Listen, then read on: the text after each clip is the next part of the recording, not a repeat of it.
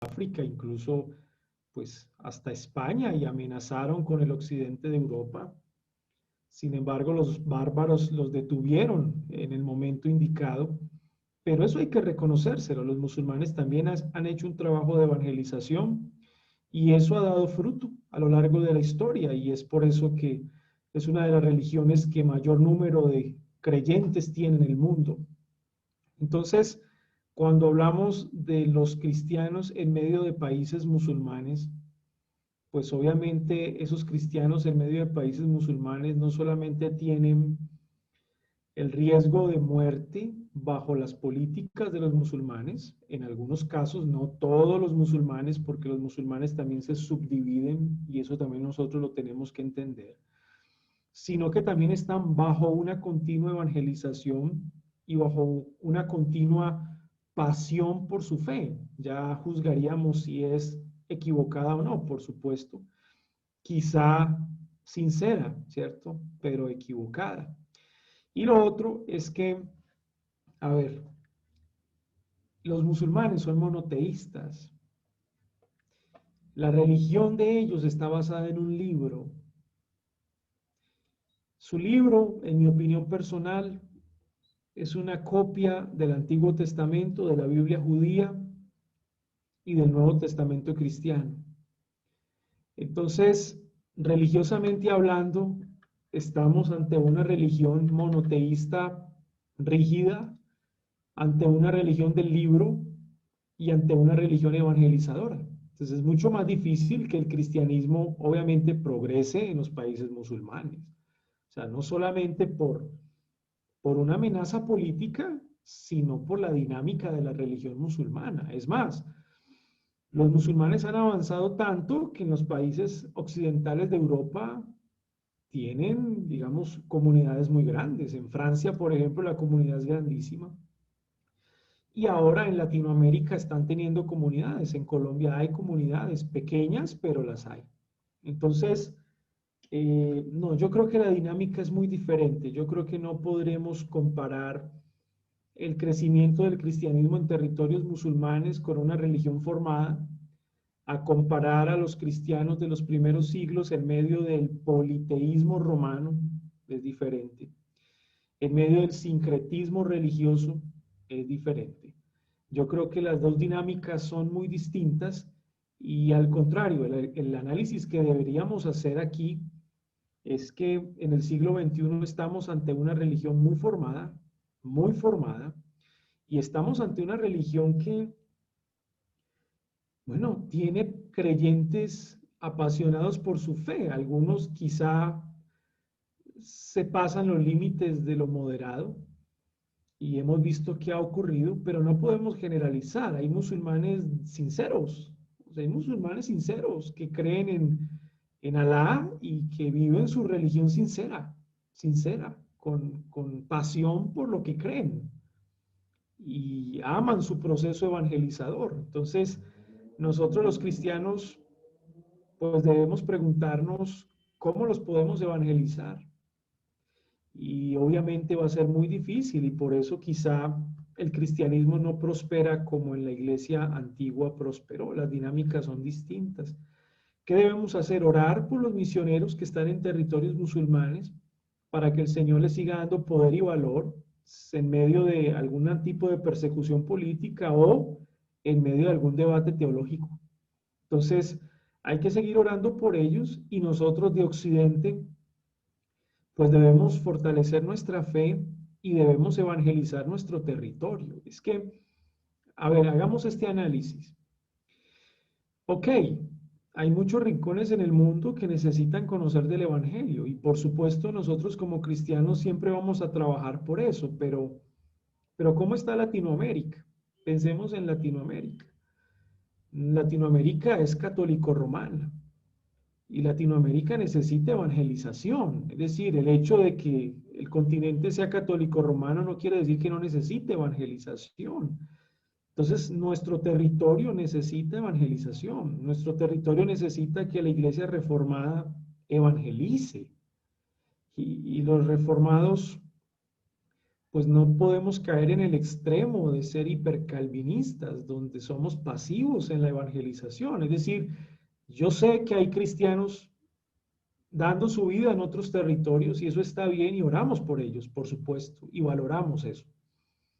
Pero nosotros acá tenemos que seguir evangelizando y tenemos que ser activos en eso en el nombre de Jesús. Es decir, no se nos puede olvidar nuestro territorio tampoco y nuestro continente que necesita evangelización.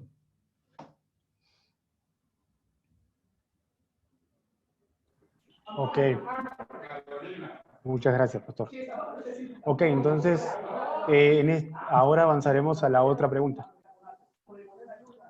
Dice, el profesor habló sobre las dos cautividades del apóstol Pablo y un intervalo de tiempo entre ambas, dando la posibilidad de un cuarto viaje misionero del apóstol y la posibilidad de haber llevado el Evangelio a España. ¿Se puede profundizar más sobre esto o ampliar este tema? Bueno, yo diría que la profundización es muy compleja porque no tenemos registro histórico al respecto. No lo tenemos, el registro histórico es muy poco. Realmente el apóstol Pablo, de lo que hizo ministerialmente, según el testimonio de la Biblia, lo tenemos en Hechos y lo tenemos, lo último que hizo en la segunda carta a Timoteo.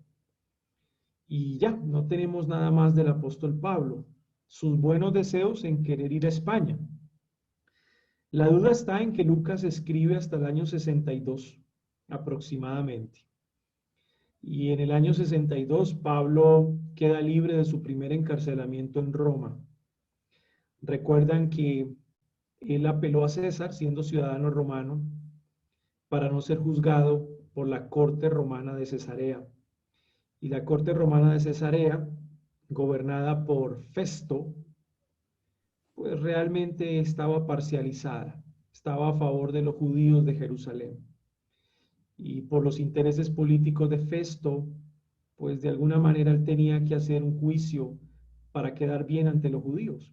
Y Pablo, que era bastante sabio y sagaz, apela a César para no caer en la corrupción de la corte. Y ya estando en Roma, pues evidentemente los romanos no tenían de qué acusarle porque él no había cometido delito contra Roma y lo dejan en libertad. Casi pasan 4 años, de 3 a 4 años en los que Pablo está libre y no sabemos a ciencia cierta qué ocurre con él. Nuevamente lo vemos en Roma cerca del 66, predicando, y lo entendemos por la segunda carta a Timoteo en sus últimos años ya despidiéndose, hablando de que solamente Lucas está con él y de que está pidiendo los libros que se los traigan a su cárcel. Pero no sabemos qué pasó en esos 4 años realmente, o 3 años y medio. Recuerden que en historia debemos hablar con aproximaciones, aproximadamente, porque digamos, las fechas pueden ser exactas, pero son muy pocos los casos en que son realmente exactas, son aproximaciones. Entonces, ¿qué hizo en esos 4 años? La primera carta a Timoteo nos dice que Pablo visitó algunos lugares y alguno de esos lugares era Nicópolis, una ciudad llamada Nicópolis, que no es mencionada en los viajes misioneros anteriores. Así que esto abre la especulación, en el sentido de que bien en estos 4 años Pablo hubiese podido haber hecho un cuarto viaje misionero y una de esas ciudades es Nicópolis, que queda en Macedonia, posiblemente, y posiblemente aprovechó ese viaje para confirmar a otras iglesias locales ya fundadas y posiblemente pudo haber ido a España. O sea, estamos hablando en estos 4 años meramente de posibilidades, pero no tenemos un registro histórico claro que nos diga definitivamente Pablo fue a España, visitó España y fundó una iglesia en España. No, no los hay. Y tampoco tenemos un registro histórico que nos diga que el cuarto viaje misionero de Pablo en detalle describa las ciudades que él visitó. Solo encontramos una Nicópolis que está en Macedonia y que él visitó, pero no sabemos a ciencia cierta si ahí había una iglesia o estaba en ese momento en espera en ese lugar. Entonces, creo que le compete ya esto al Señor. El Señor sabrá si finalmente Pablo fue a España o no. Realmente el Señor es el que sabe. Todo queda en nosotros dentro de las posibilidades. Y ya a partir del año 66 son los últimos años del apóstol Pablo hasta su martirio, más o menos un tiempo antes de la muerte del mismo Nerón, que en ese momento era el emperador de Roma. Así que, bueno, creo que triste decirlo, ¿verdad? Pero no hay registro histórico que nos dé plena confirmación qué pasó con Pablo durante esos 4 años. Gracias, pastor. Bueno, seguramente el hermano Cristian Buenante ya escuchó, y esto es importante también porque eh, podemos decir que, por ejemplo, con la carta a los Corintios, ¿no, pastor? ¿Cierto? La primera carta de Corintios que le envían a Pablo preguntas y él responde que nosotros tenemos primera Corintios. Podemos decir que esa carta es la primera carta que le enviaron a Pablo preguntándole estos acontecimientos, que no la encontramos. Bueno, pudo pasar también con el viaje misionero a España, puede ser, ¿no? Por más que no lo sabemos. Puede ser, digamos, todo está dentro del marco de las posibilidades, definitivamente. Eh, pero yo creo que eso finalmente no es relevante para nosotros confirmar a dónde fue Pablo, qué hizo Pablo, no se hace relevante para nosotros, porque si fuese relevante para nosotros hubiese quedado registrado en el Nuevo Testamento. Porque si Pablo redactó la segunda carta a Timoteo por allá en el 66, bueno, ¿por qué no registrar en esa carta qué hizo en los 4 años atrás, verdad? Pero no dice. Entonces, no era relevante para la iglesia saber qué pasó con Pablo esos 4 años. Es decir, volvemos otra vez al marco de las posibilidades y simplemente descansamos en la obra soberana de Dios. Ok. Entonces, avanzamos con la siguiente pregunta. Cuando el apóstol Pedro le predica a Cornelio, se resalta que aquel episodio fue decisivo para que la predicación de Pedro se oriente con mayor fervor a los gentiles. Sin embargo, Cristo había dado muchísimas evidencias de que sus palabras de gracia estaban destinadas tanto a judíos como a gentiles. ¿Es posible afirmar que este encuentro con Cornelio y el descenso del Espíritu Santo sobre gentiles fue lo que hizo que Pedro se diera cuenta de todos los destinatarios del Evangelio? Sí, yo creería que el encuentro con Cornelio es definitivo en la vida de Pedro porque pues es una señal de Dios que le muestra a Pedro la necesidad que tenían los gentiles del Evangelio y la misión de la iglesia. Como lo hablamos hace tiempo, los primeros cristianos realmente eran judíos. Y bien hicimos la precisión después de una pregunta, pues judíos étnicos o prosélitos, ¿verdad?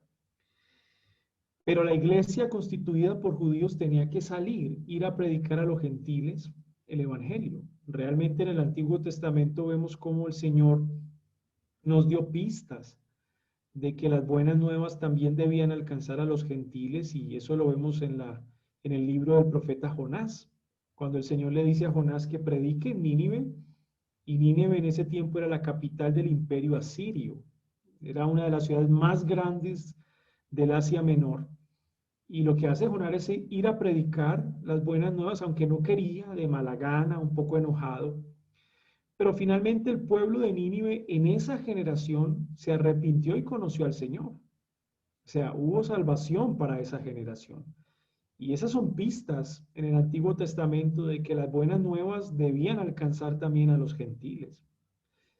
El caso de Ruth, la moabita, como siendo Ruth no una judía, sino una gentil, pues el Señor la bendice de la manera que la bendice con voz y toda la herencia y el legado que ella recibe por la gracia de Dios. Y era una moabita, ojo, que mostró tener más fe que Noemí, que era judía.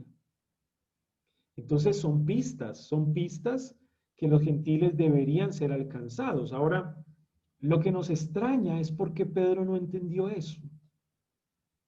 Eso es lo extraño. Pedro no entendió eso porque precisamente el concilio de Jerusalén se da en el contexto de qué hacer con los gentiles que están entrando en la iglesia, si circuncidarlos o no. Y posterior al concilio de Jerusalén, pues está el debate entre Pedro y Pablo. O sea, vemos a Pablo que tiene que corregir a Pedro por su cosmovisión acerca del Evangelio. Entonces uno se pregunta por qué Pedro no entiende que los gentiles también deben recibir el Evangelio. Entonces yo creo que la visión con Cornelio, la experiencia que tiene con este hombre, finalmente su experiencia vívida, pues es un mensaje divino para Pedro, confirmando el llamado a los gentiles que tenía la iglesia del primer siglo. Y vamos a ver en los últimos días de Pedro que fue así. Finalmente Pedro logra comprender que los gentiles también debían recibir el Evangelio. Y creo firmemente que en los últimos años de Pedro, pues Pedro fue un gran predicador tanto a judíos como a gentiles también.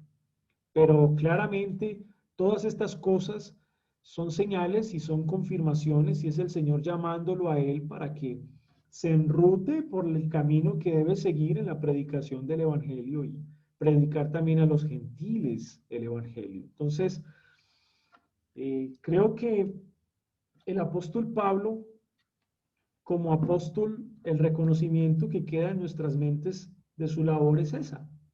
Es que fue un apóstol a los gentiles, no obstante, siempre que iba a una ciudad a predicar, primero le predicaba a los judíos, siempre. Y luego de recibir el rechazo de los judíos, iba a los gentiles. Entonces, esa era la dinámica de la evangelización en el primer siglo. Y para terminar esto, todas las naciones debían venir a Israel. Esa es la constitución del reino nacional en el Antiguo Testamento como parte de la teología bíblica. Todas las naciones venían a Israel porque Israel era la lámpara del mundo. Y cuando venían a Israel, encontraban luz. Pero ahora que hablamos de la iglesia como el nuevo Israel, la gente de los gentiles no debían venir a la iglesia a hallar luz. Según la gran comisión, ahora es la iglesia la que debe ir a los gentiles a llevar la luz. Entonces la dinámica cambia, la dinámica cambia. Y al parecer Pedro no entendió esa dinámica. Todavía seguía con un pensamiento antiguo testamentario. Ellos vendrán a nosotros, ellos vendrán, pero nosotros no iremos a ellos. Y efectivamente, pues eso fue corregido y es porque Dios utilizó a Pablo para eso.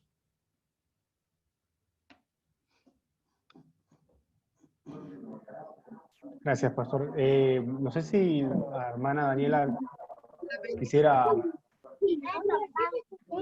si pudo, si fue respondida a respuestas, me gustaría que... Muchas gracias. Muchas gracias, el pastor. Fue absolutamente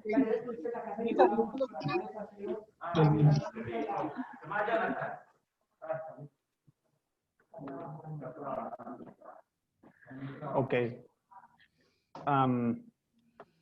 Entonces vamos a avanzar a la siguiente pregunta.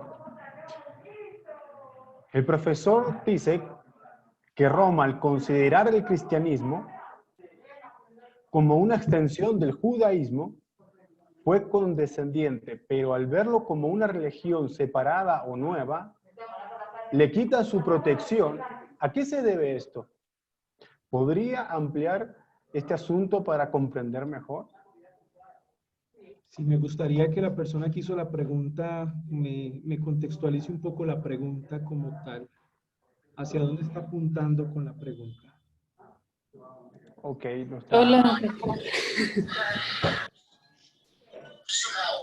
Sí, me surgió la duda de por qué ese cambio de actitud frente a los cristianos cuando, o sea, que él dijo que eran condescendientes con ellos, permitían su religión si veían el cristianismo como una extensión del judaísmo. Pero una vez que vieron que era una religión aparte, como que no permitían la religión. O sea, empezaron con persecución y todo eso. Porque había una protección especial a los judíos. Parece que delante estaba hablando al respecto, pero ahí me quedó la duda. Ya entendí la pregunta. Bueno, lo que tenemos que comprender es que los judíos eran un pueblo muy antiguo y a muchas civilizaciones les tocó lidiar con los judíos y siempre todas las naciones iban a converger o se iban a unificar en algo. Los judíos son un pueblo difícil de gobernar. Todas las naciones van a decir eso. Los asirios, los babilónicos, los persas, los griegos, los romanos, siempre van a unirse en eso. Los judíos es un pueblo difícil de gobernar. ¿Qué pasaba? Pasaba que en el siglo I los romanos ya habían tenido que enfrentar varias sediciones por parte de los judíos. Recuerdan la sedición de Judas el Galileo, que era un celote, y eso trajo la muerte a muchos judíos. Y otros levantamientos que hacían los judíos. Los romanos conocían que eran un pueblo difícil de gobernar y políticamente lo que ellos querían era, digamos, traer paz al territorio donde estaban los judíos, tenerlos en paz, no permitir que se levantaran en ninguna revuelta, simplemente que paguen su impuesto a Roma, que se dejen gobernar por el procurador o gobernador que Roma les ha puesto y que vivan su religión, porque los judíos estaban ubicados en la franja, en la famosísima franja, lo que hoy sería Transjordania, por ejemplo, del Mar Muerto al lago o Mar de Galilea al norte, la famosa franja que conecta el norte en Asia Menor con el norte de África.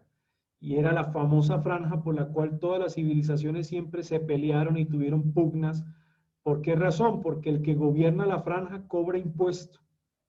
Cuando una nación del norte quería ir al sur, hacia el África, tenía que pagar impuestos. Y cuando una nación venía del África hacia Asia Menor y pasaba por la franja, tenía que pagar impuestos. Entonces los romanos eran muy estrategas. Ellos decían, mantengamos a los judíos tranquilos, tranquilos, que tengan su religión, siempre y cuando ellos nos paguen el tributo. Nosotros nos encargamos de proteger las fronteras y de cobrar los impuestos para cualquier pueblo que intente pasar de un lugar a otro. O sea, mantengamos la paz en el territorio y ya, no nos compliquemos la vida. Esa era la visión romana. Pero ¿qué pasó? Pasó que cuando Jerusalén es destruida y el templo de Jerusalén es destruida, tenían ya 4 años de guerra civil en Jerusalén y 4 años en que las guerrillas judías querían levantarse ante el Estado romano. Y esa fue la catástrofe, la famosa catástrofe de Roma dirigida por el militar Tito Flavio Vespasiano, hijo del emperador, la destrucción de Jerusalén, la destrucción del templo. A partir de ese momento, a partir del año 70, el cristianismo no hace parte más del judaísmo, por una razón, porque el judaísmo se desintegra después de la destrucción del 70. Los saduceos son exiliados y exterminados porque el saduceísmo sin el templo no sobrevive. Si no hay templo, no hay saduceísmo. Lo único que quedó fue la muralla occidental en la cual hoy los judíos ortodoxos se inclinan y oran, el famoso muro de los lamentos. Los esenios fueron exterminados en todas sus cuevas donde tenían sus comunidades. Lo único que quedó, según 1948, fueron los rollos del Mar Muerto. De resto, la comunidad fue exterminada. Los celotes, que eran las guerrillas judías, fueron exterminadas en esos 4 años de guerra civil y finalmente en el año 70. ¿Qué quedó del judaísmo? Quedaron los creyentes común y corrientes de la fe judía, las comunidades que se habían establecido fuera de Jerusalén y los fariseos, por cuanto la ley vive, viven los fariseos. O sea, la nación se desintegra hasta 1948 que la ONU les devuelve el territorio. Estamos hablando aproximadamente de 19 siglos donde los judíos después del año 70 son errantes. Eso es importante. Entonces, se desintegra el judaísmo. ¿Qué espera Roma? Que todas sus sectas se desintegren. Pero vaya sorpresa, el cristianismo como secta judía no se desintegró en la destrucción del 70. Al contrario, se reprodujo. Y esa respuesta del cristianismo no se la esperaban los romanos. No se la esperaban los romanos. Eso fue un fenómeno que obviamente es obra de la soberanía de Dios. Cómo después del 70 la secta cristiana sobrevive y se reproduce más. Y obviamente los romanos se dieron cuenta que estaban ante un nuevo enemigo muy parecido a los judíos, muy parecido a los judíos, pero con una diferencia, que estos eran pacíficos. Estos eran pacíficos. Los judíos no, no siempre. Los cristianos sí eran pacíficos y atacaban con un arma más letal, el amor. Y esa arma letal Roma no la podía contener. Yo simplemente estoy parafraseando los escritos de Plinio el Joven, su carta a Trajano y los anales de Tácito, el historiador romano. Eso es lo que ellos dicen, que los cristianos eran distinguidos por el amor que se tenían los unos a los otros. Esa es un arma más poderosa que la espada. Y los romanos se dieron cuenta que estaban ante un nuevo grupo religioso, difícil de detener porque se reproduce muy fácilmente. Entonces, claro, ya no está el judaísmo, está desintegrado. Roma no tiene ningún interés político en proteger a los cristianos. ¿Qué interés político van a tener? Si ya la franja es del dominio absoluto de Roma, la franja política, los judíos se han desintegrado como religión hasta ese momento y los cristianos se están esparciendo por todo el mundo romano y cada vez crecen más. Entonces, obviamente ellos no van a cuidar ni a preservar a los cristianos, aparte de que se mantienen firmes en su monoteísmo ético y eso choca con el politeísmo romano. Se mantienen firmes en cuanto a sus reuniones, así sean ocultas, donde tienen comunión los unos con los otros y son acusados de incesto, porque se casan entre hermanos, y también participan de la cena y son acusados de canibalismo porque se comen el cuerpo, y aparte son ateos porque no tienen una imagen física donde señalen a su Dios. Entonces, caníbales, ateos, practican incesto y obviamente pues monoteístas rígidos. Pues, ¿cómo protegerlos? No hay razón para protegerlos, son enemigos del Estado romano y lo mejor que tiene que hacer Roma es exterminarlos. Y eso es lo que vemos en los escritos de Suetonio, Tácito y Plinio. Los cristianos es una superstición miserable, esa es la opinión del mundo secular romano. Pero también entre más se le persiguen, más se reproducen y entre más se les odie, más aman y entre más se les quita, más dan. Entonces el arma cristiana es una paradoja, es una paradoja. Aquí el pobre es rico y el rico es pobre y eso es cristiano y el imperio romano por más fuerza que tenga no lo iba a poder detener y finalmente no lo detuvo. Estamos en el siglo XXI.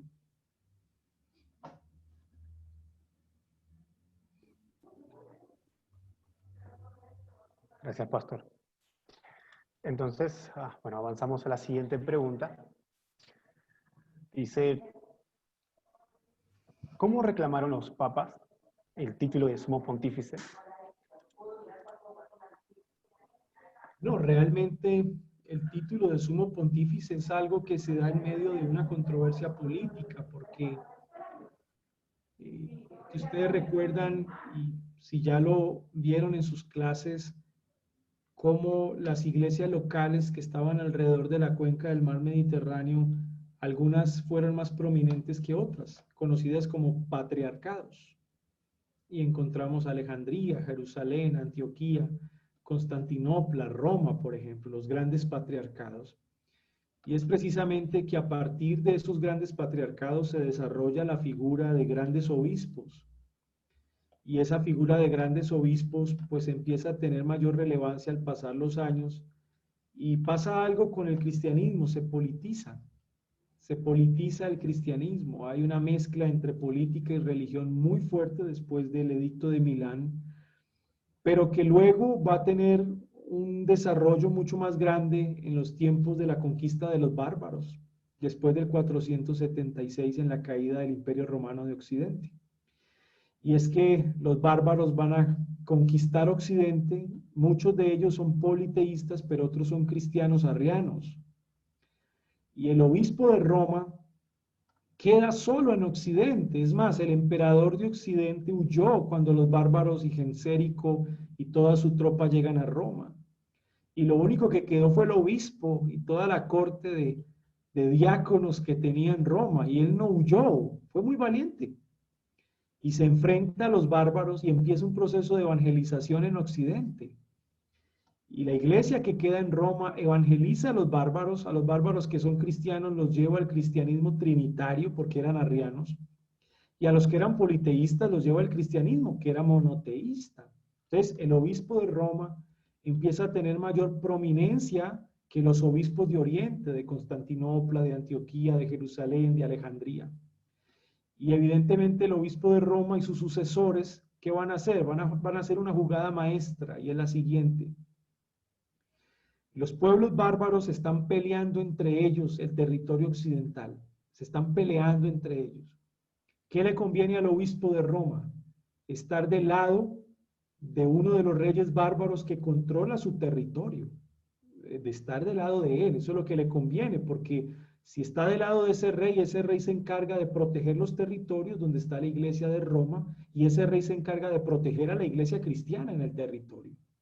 Entonces los papas no, el obispo de Roma, siguiendo el interés religioso y político que tenía, pues se hace del lado del rey de los bárbaros que hasta ese momento controlaba la zona, y empieza a intercambiar favores con él. Si tú proteges a la iglesia y proteges a los cristianos de otros bárbaros, pues yo a ti oro por ti para que te vaya bien, Dios del cielo te enviará bendiciones y serás prosperado, y tu poder y tu trono será protegido de los enemigos. Es decir, había un intercambio de favores, y es por eso que vemos al obispo de Roma eligiendo reyes y ordenando reyes, cual Samuel con David. Y eso es de otro peso, porque que un rey reconozca la autoridad del obispo de Roma para que lo elija y para que lo ordene, le está dando autoridad, y el obispo se convierte no solo en un líder religioso, sino en un líder político. Y eso no lo tenían los obispos de Oriente. Y es en ese contexto en el que se reclama el título de sumo pontífice. O sea, efectivamente es ese contexto, el contexto donde el obispo de Roma está en pugna con los obispos de Oriente. Y efectivamente ha sido mayormente reconocido el obispo de Roma, y sus mezclas y sus negocios con la política de Occidente le han dado el poder, el latifundio, porque eran dueños de tierras muy grandes y se convirtieron en señores feudales, porque el obispo de Roma también tenía feudo, que era la tierra, y es a partir de ahí que se reclama el título de sumo pontífice, o sea, tratando de exigir el reconocimiento de que el obispo de Roma realmente se ha ganado por mérito propio el título por encima de los otros obispos de Oriente, porque a ellos no les ha tocado lo que a él le ha tocado vivir en Occidente, que es evangelizar a los bárbaros y proteger la fe cristiana trinitaria. Y ojo, eso hay que reconocerlo. O sea, ahí se debe reconocer eso en el obispo de Roma, es decir, él peleó contra una herejía que los obispos de Oriente no fueron capaces de pelear, porque muchos de ellos eran arrianos. Entonces, eso hay que reconocérselo. Solo que política y religión, bueno, esa mezcla es peligrosa, y efectivamente trae todo esto, sumo pontífice o título de sumo pontífice.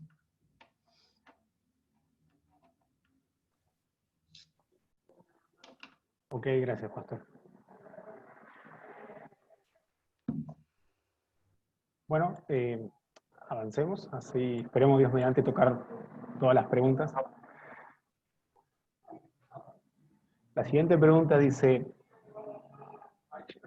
el profesor en una de sus clases ha comentado que el avance misionero evangelístico de la Iglesia en la historia ha pasado por momentos de avance y retroceso en relación al evangelismo y la conversión de las personas. ¿Cómo considera el siglo XX y XXI? ¿Avance o retroceso? Yo creo que son las dos cosas.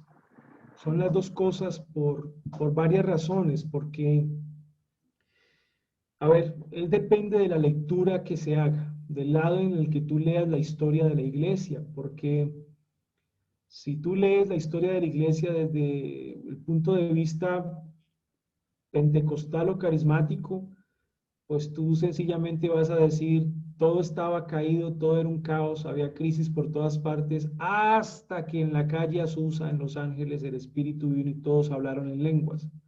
O sea, si se lee la historia desde un lente pentecostal, pues todo fue malo hasta 1902.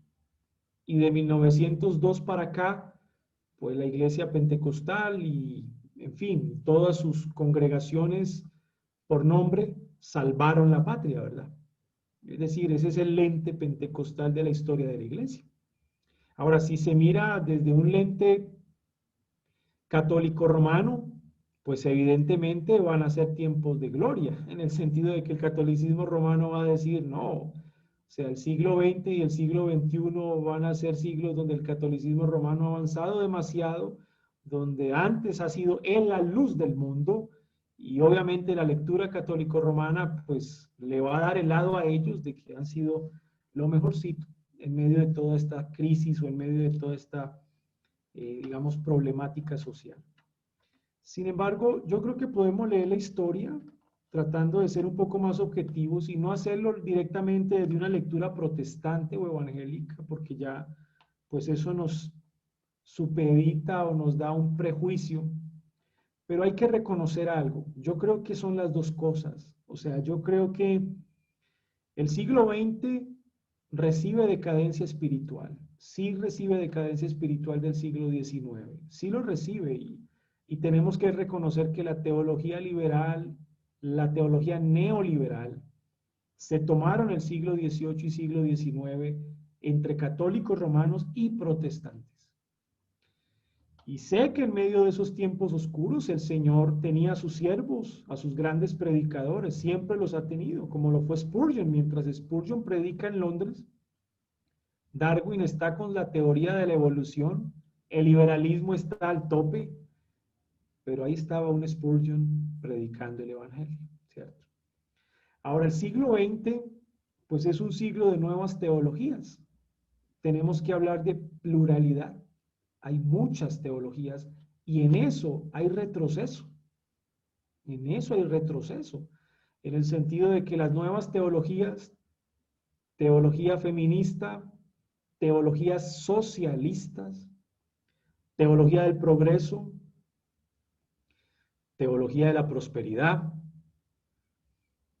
quizá más teologías, pues eso es un retroceso para la iglesia. Yo no veo que eso sea un avance realmente. Eso es un retroceso y es más, pues usted se pone a estudiar todo ese tipo de teologías y en su fondo no es cristiano, en sí no es cristiano y su fundamento teórico no es la Biblia, sino que son teologías que se fundamentan a partir de diversas filosofías e ideologías. Entonces eso es un retroceso y eso hay que reconocerlo. Pero al mismo tiempo hay avance en el sentido en el que el Señor purga a su iglesia. En medio de la crisis, Él purga a su iglesia. Él limpia a su iglesia, donde verdaderamente se reconocen a los verdaderos cristianos y donde en medio de este mundo en caos y de confusión cristiana evangélica, pues surgen los verdaderos cristianos y yo creo que, pues que ahí nosotros hacemos parte de la historia. Ahí entramos nosotros porque pues el hecho de conocer la palabra del Señor, el hecho de recibir las doctrinas fundamentales de la fe cristiana, que se están dando a conocer con más fuerza a finales del siglo XX y ahora en el siglo XXI, ese es un avance. O sea, que en medio del retroceso de la pluralidad teológica, el Señor lo usa para bien, para seguir avanzando su reino. Esa es una realidad. Entonces yo diría que son las dos cosas. Hay retroceso, pero al mismo tiempo hay avance cuando el Señor purga la iglesia y definitivamente se empieza a ver quiénes son los verdaderos cristianos que siguen adelante con la bandera de la fe. Gracias, pastor. Entonces, según lo que usted decía, pastor, es necesario, ¿no? ¿No? Es cierto, necesario para que los verdaderos hijos de Dios puedan, en cierta manera... Mira esto, Jonathan. La persecución física de los primeros siglos, como bien lo decimos, identifica a los verdaderos cristianos en un sentido. Yo les expliqué que había un sí y un no. Bueno, en un sentido sí. Pero la persecución occidental hoy es ideológica, no es física, es ideológica. Y la persecución ideológica que hoy estamos viviendo también hace lo mismo, cumple el mismo objetivo. Hoy en día, los verdaderos cristianos tenemos que luchar ante las diversas ideologías. Y en medio de ese mundo en el que nos encontramos, la bandera se levanta, es de parte de los verdaderos cristianos, de los cristianos comprometidos con la fe. Los cristianos no comprometidos con la fe no les va a interesar levantar su bandera en medio de las ideologías, ¿no? Se vuelven inclusivos y permiten que todas estas ideologías permeen a la iglesia. Entonces, aunque la dinámica de la persecución es diferente, yo creo que la meta sigue siendo la misma. El Señor tiene su remanente que levanta la bandera en medio de la persecución.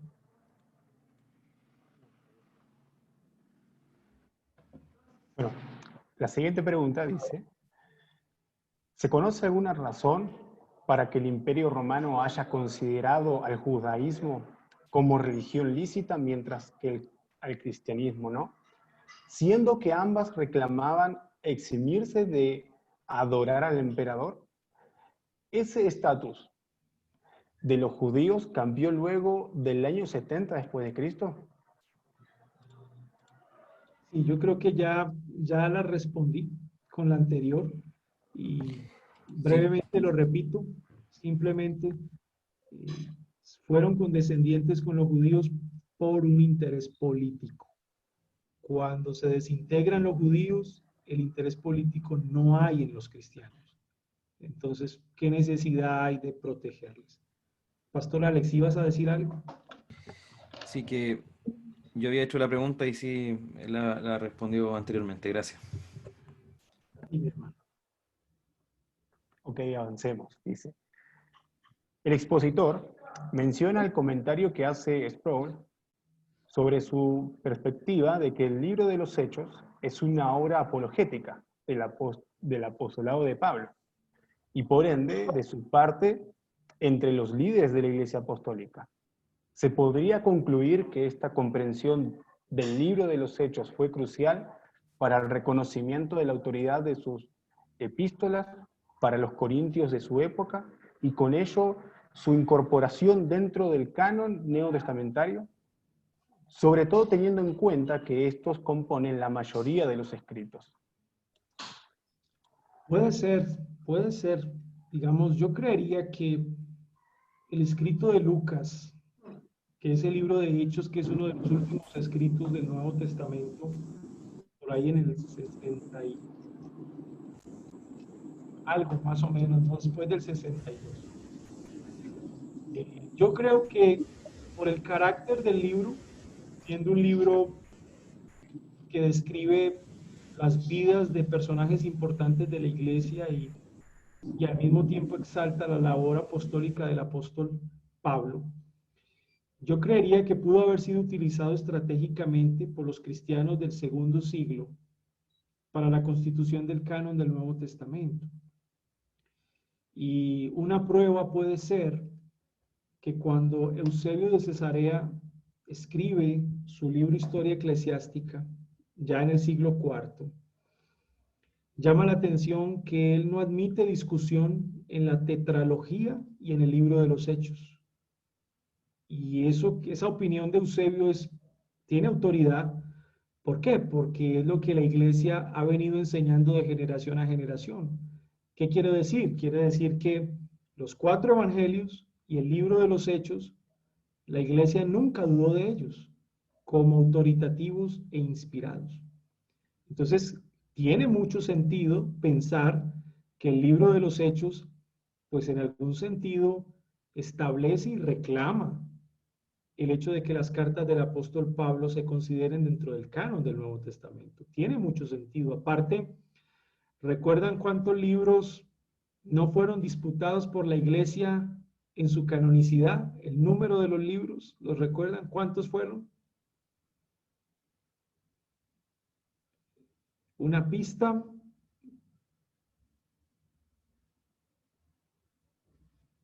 Bueno, se disputaron 7. Entonces, ¿cuántos se aceptaron de una? Ya les di la pista.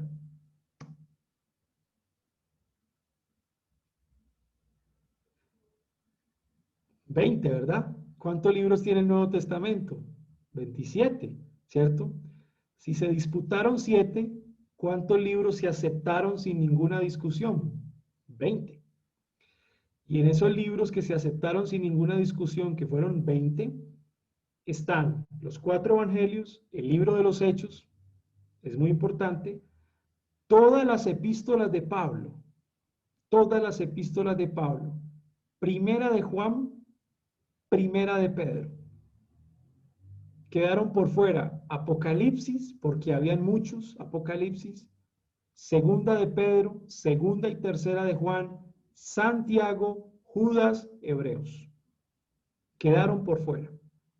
Dentro de los libros que estaban, la iglesia había aceptado sin mayor duda. Claro, me refiero a la iglesia del siglo IV, ¿verdad? Así que tiene sentido que el libro de los Hechos efectivamente haya sido una pieza clave para introducir las epístolas del apóstol Pablo dentro del canon del Nuevo Testamento, porque mira que no tienen discusión. Está la tetralogía, el libro de los Hechos y luego todas las epístolas de Pablo. Entonces tiene sentido.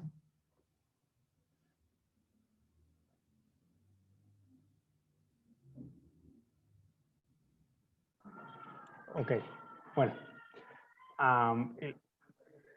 Ya sé que estamos un poco cortos de tiempo, así que vamos a la siguiente pregunta. Dice, el expositor en el video 9 hace referencia a la predicación de Felipe al etíope. Y como este pudo llevar el evangelio a esa zona del mundo, indicando a Agustín de Hipona como fruto de esa predicación. Mi pregunta es, ¿tenemos evidencia extrabíblica sobre la formación de esa iglesia y cuál fue su importancia en esa zona de África? Sí, sí la hay. Sí hay evidencia extrabíblica. En los libros de historia sí se habla de la evangelización en Etiopía, la evangelización en Egipto, por ejemplo, y la evangelización en los países modernos hoy al norte del África, entre ellos Libia y Túnez, que fueron las ciudades, la ciudad de nacimiento de Agustín, que quedaba en Libia, y la ciudad del crecimiento, digamos, intelectual de Agustín. O sea que eso hace parte del norte de África. Y sí hay testimonio, al punto que en el siglo II, siglo III, ya los copistas estaban traduciendo los escritos del Nuevo Testamento a los idiomas de muchas regiones del África, incluyendo Etiopía. Y de ahí que se hable de la Biblia copta. ¿Recuerdan? La Biblia copta, la Biblia egipcia, realmente. O sea que tenemos traducciones de la Biblia en los siglos tempranos de la iglesia del continente africano. Y lo cual, pues, de alguna manera certifica que la evangelización que se da al etíope, pues tiene fruto en África y no podemos descartar que Agustín, pues, nos haga parte de ese fruto. Por supuesto que hizo parte de ese fruto, solo que no nos podemos quedar solamente con el etíope, sino que, pues, ustedes entenderán la extensión de la iglesia, pues es bastante amplia y el etíope no fue el único creyente en el África, ¿no? O sea, la iglesia se empezó a extender en el segundo siglo después de que los cristianos fueron dispersados a lo largo de la cuenca del Mediterráneo. O sea que sí, hay evidencia extrabíblica. En los libros de historia tú encontrarás la evangelización, el avance del evangelio en las regiones del África, entre ellos Etiopía. Y también les quería contar algo. Como hay testimonio extrabíblico de la región de Decápolis en los tiempos de la destrucción del año 70, a manos de los romanos, donde era una región cristiana. Era una región cristiana. Toda la región de Decápolis, Traconídite, que quedan al nororiente de toda la región de Palestina. ¿Recuerdan esa región? Decápolis, Decápolis, Decápolis. ¿Quién había en Decápolis cuando Jesús arribó en la barca? ¿Quién lo recibió en Decápolis? Un endemoniado, el famoso endemoniado gadareno. Y recuerdan cuando el Señor lo hace libre, que el endemoniado, el ex endemoniado se quiere ir con Cristo, y Cristo ¿qué le dice? Tranquilo, quédate aquí, porque es necesario que le digas a los tuyos cuánta misericordia ha tenido el Señor de ti. Vaya sorpresa, 40 años después, toda la región de Decápolis y Traconite era cristiana, y recibieron a los cristianos que huyeron antes de que Roma sitiara Jerusalén. O sea que es absolutamente plausible y posible que una persona sea usada por el Señor para extender el Evangelio, y a partir de ahí otras personas también lo hagan en varias regiones determinadas. Muchas gracias, pastor, por la respuesta. Entonces, la siguiente pregunta dice, en el video 3, en el minuto 23, el expositor habla de las progresiones y retrocesos del cristianismo. En esta incluye al papado dentro de la que se llama una progresión del cristianismo, además de llamar el Imperio Romano como santo. La pregunta es, ¿se considera al papado o al catolicismo romano como parte del cristianismo? Como yo les decía ahora, depende de la lectura que se haga en la historia, porque yo rescato el trabajo del obispo de Roma en muchos sentidos. Es decir, yo creo que los obispos de Roma tuvieron la valentía que no tuvieron los obispos de Oriente, y se rescata el proceso evangelizador del obispo de Roma y de la iglesia de Roma en medio de un tiempo barbarizado. Yo lo rescato y creo que el Señor pudo haber usado ese tiempo. ¿Qué no rescato? No rescato que el obispo de Roma politiza la fe cristiana. Y eso no lo rescato porque ya, digamos, mediados a mitad de la Edad Media, lo que vemos es pues al pontífice romano, todo un político, todo un jerarca, no solo de la iglesia, sino un líder político. Y ya se mezcla la religión y la política y hay corrupción, y lo último que interesa es la fe cristiana y el evangelio. O sea que, en un sentido, se pueden rescatar, sobre todo en las épocas tempranas en que se forma el obispado de Roma, como un tiempos buenos de evangelización y de mucha valentía de parte de los obispos de Roma. Pero también tengo que reconocer que llegó el momento en el que la corrupción pudo más, se politizó la fe cristiana y todo fue un caos. Un caos hasta que una mujer fue papa, la famosa papisa Juana. Eso lo describe Jean Merlet de Avignois, un historiador del siglo XVIII, historiador francés de la iglesia.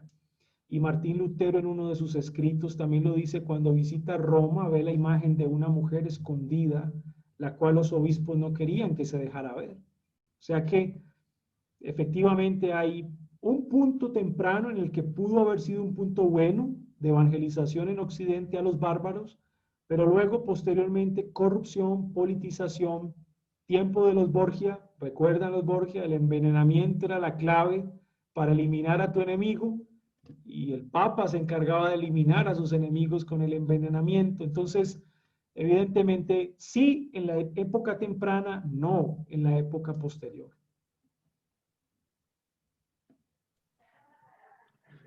Listo, pastor.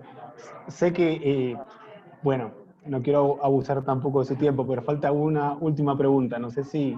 Está bien, pues. Ok. Dice, Pablo usó su capacidad de razonamiento lógico para llevar el evangelio a la comunidad filosófica griega. Ahora, frente a una generación postmoderna que rechaza la lógica y se niega a aceptar la objetividad de la verdad, ¿cómo debemos orientar nuestro esfuerzo evangelístico? Nuestro esfuerzo evangelístico es lógico. O sea, nosotros los cristianos debemos entender que nuestro Dios es un Dios lógico y no nos debe dar miedo eso. Nuestro Dios es un Dios lógico porque uno de los principios de la epistemología, ¿cuál es? La ley de la no contradicción. Y nuestro Dios no violenta la ley de la no contradicción. Nuestro Dios es un Dios lógico. Y la lógica es un elemento muy fuerte en nuestra evangelización, porque ¿de qué nos acusan a nosotros hoy? Precisamente nos acusan de que lo que predicamos o anunciamos no es lógico, no es lógico. Y el ataque que tenemos hoy es que nos creamos eso, nos creamos esa mentira y empecemos a aceptar pues todas estas ideologías posmodernas y no hagamos nada al respecto. Pero la cuestión es que eso no es verdad. Nuestro evangelio es lógico porque no se contradice. En ninguna parte se contradice nuestro evangelio. Es más, la doctrina de la Trinidad que profesamos no se contradice. La unión hipostática de Cristo, las dos naturalezas en una persona, no se contradice. El hecho de que el Hijo se haya hecho carne a morir en una cruz, no se contradice. La doble imputación que Él lleva nuestros pecados y nosotros su justicia, ¿en qué contradice eso la ley, la epistemología? En absolutamente nada. Entonces, yo creo que nosotros nos debemos seguir manteniendo firmes en que nuestro mensaje, nuestra fe es una fe razonable y no una fe ciega, como nos lo hacen ver en el periodo posmoderno en el que vivimos, nuestra fe ciega, nuestro Jesús ni se sabe si verdaderamente existió, pero hey, o sea, no seas tan ofensivo y tan de tratarnos a nosotros ¿cómo lo diría? A ver, ¿cuál sería la palabra? Eh, tontos, se me ocurre esa palabra, pero no sé si sea la más adecuada. Tontos, no sé, como faltos de entendimiento. Y de eso hoy se nos tilda a los cristianos, por lo que predicamos y por lo que explicamos, pero esa mentira no la podemos creer nosotros, para nada. Nuestra fe razonable no es una fe ciega y nuestra fe no contradice los principios de la epistemología. Nuestra fe es una fe lógica, que trae misterio, sí, que trae asuntos incomprensibles, sí, pero sigue siendo una fe lógica y no nos puede dar miedo hoy mantenernos firmes en eso, ¿no? Al contrario, en medio del relativismo, en medio del pluralismo, en medio de la falta de objetividad, nosotros somos los que tenemos objetividad, nosotros seguimos predicando con lógica, nosotros predicamos una fe razonable, nosotros nos mantenemos firmes ante el pensamiento del mundo. Y basta decir que la sola declaración, no hay nada absoluto, todo es relativo, pues se cae por sí solo, porque ya sería una declaración absoluta. Entonces, es decir, sigamos batallando con las armas que el Señor nos ha dado, sin temor y sin miedo en ningún sentido.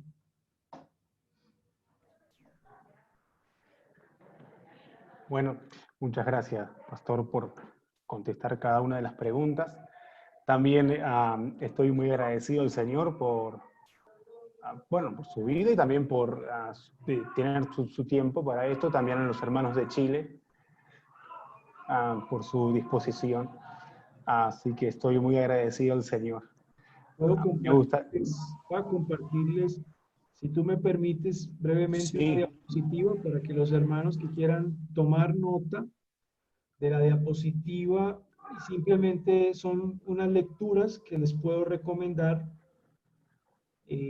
simplemente para profundizar el tema de historia de la iglesia.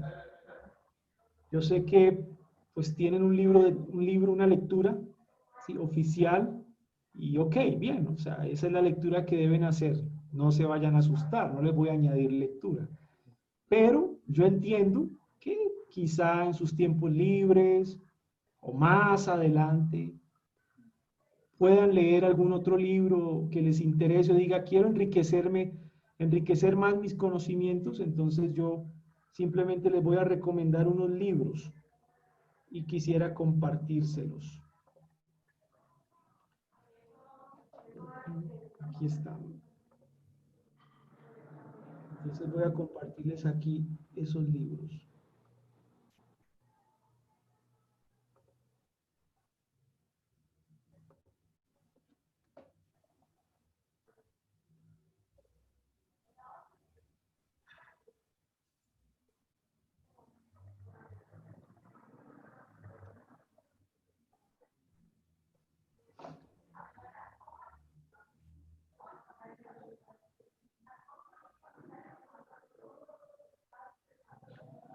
Estos libros creo que les pueden servir.